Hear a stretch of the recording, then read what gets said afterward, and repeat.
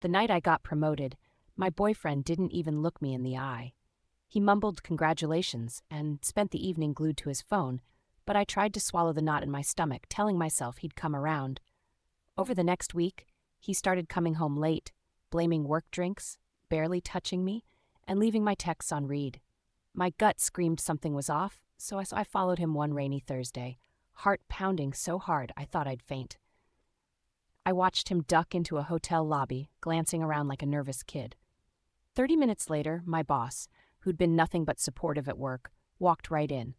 They didn't see me. I stood there, drenched, as realization crashed over me. It wasn't just cheating. My boyfriend and my boss were together, and I was the idiot stuck in the middle.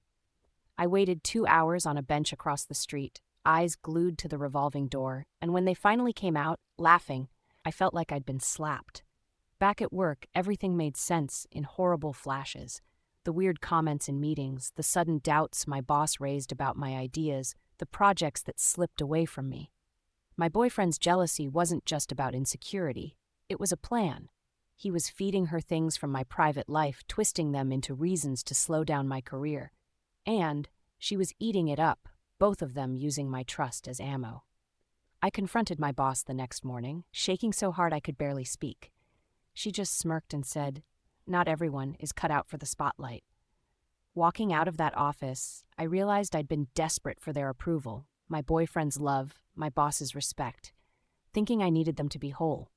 But their betrayal showed me how much I'd given up of myself, chasing validation that was never real. The twist? I wasn't angry I lost them. I was angry I'd lost myself. And for the first time, I felt something close to relief.